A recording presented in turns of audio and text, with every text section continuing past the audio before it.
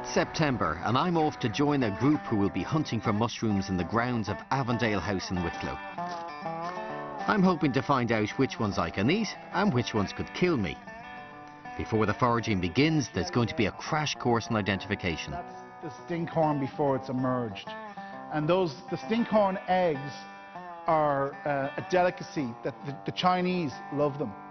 And of course they're considered to be an aphrodisiac for obvious reasons. What we try to do in our mushroom hunts, the purpose of them really is to give people an introduction to some of the great edible mushrooms that are out there, and also to give them some knowledge on the poisonous mushrooms so they can avoid them. At the end of the day, we like to have it so that people can recognize maybe 2 or 3 new mushrooms that they can then collect and eat for themselves.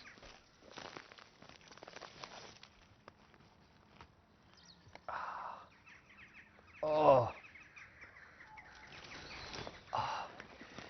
This is a stinkhorn. Oh, and it smells like putrefying flesh. And the idea of that is it attracts flies, and flies will come and land on it and all this really stinky stuff and carry the spores away.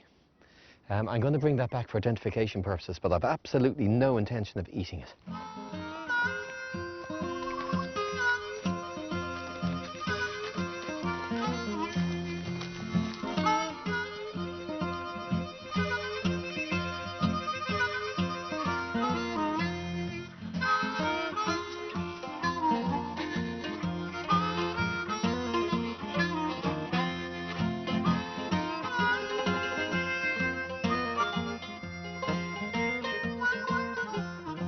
It's important when you come out looking for fungi that you look up as much as you look down.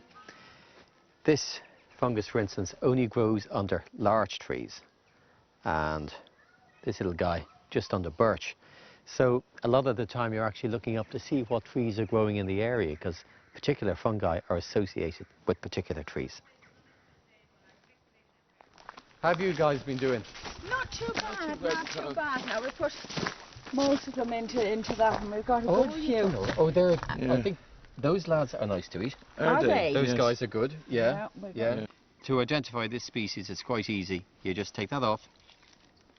Watch that. Oh wow! Changes colour before your eyes. Bright blue.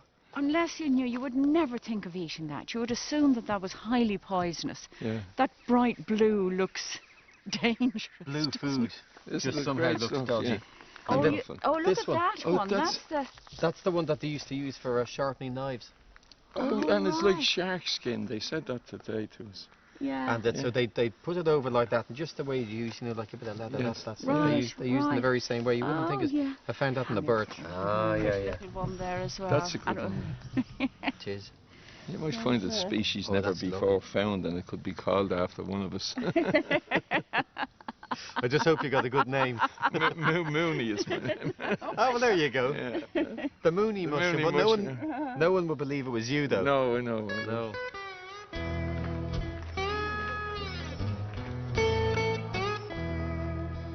This is a puffball. I used to spend my time jumping up and down on these as a kid. And when you squeeze them, it looks like smoke that's coming out. But in fact, that's their spores. Millions and millions of little spores. And that's why fungi are coming up, because they're fruit, essentially, fruiting bodies of the plant, which essentially otherwise lives underground. It's a bit like apples on an apple tree. This is the apple, but the main body of the tree is running around all through the leaves and under the soil and that kind of thing. They don't just release this smoke type stuff, they're very good to eat too.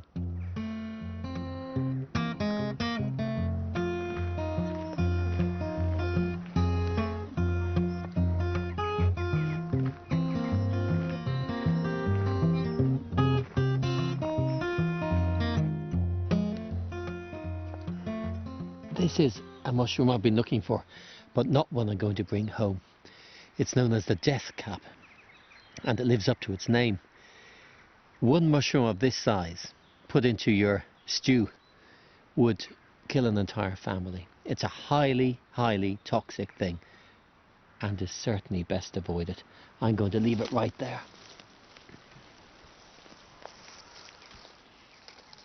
Some people say that if a mushroom has been eaten by something, then it's probably okay for us to eat. Well, that's just not the case. It's not a good guide. For all we know, there's a load of wood mice around here with the feet pointed skyward. But no, just because something eats it, there are lots of the things that will prey on these which are capable of digesting those toxins. But that doesn't necessarily mean that we can.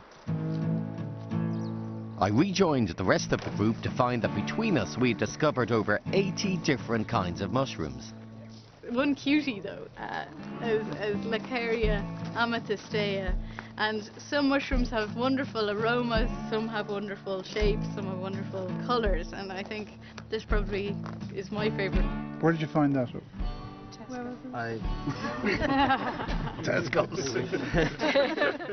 Wojciech was poisoned by mushrooms. Yeah. When he was a kid, yeah. He was very sick for days.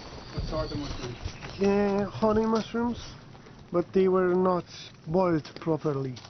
I put them straight on the pan without any boiling, and after that I had to go to the hospital. Not so good. Each person is different, and there are some mushrooms that other people will find they have an allergic reaction to. So if you're serving wild mushrooms to friends, keep in mind a couple of things. One is that a certain proportion of people will be allergic to a mushroom that you find safe, perhaps. And the other problem is there's Coprinus genus of mushrooms, and they're the shaggy ink cap group.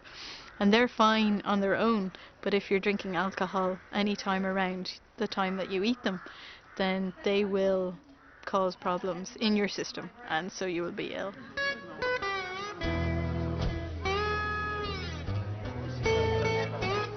Makes a nice change. I don't normally get to eat the things I pull. Oh, they smell so good, don't they? One thing I've learned today is that some of the mushrooms that look deadly taste great, and some that look edible might kill you. My advice to anyone thinking of trying this is to be very, very careful. I wouldn't consider it until you've done a course like this. There aren't any poisons. No.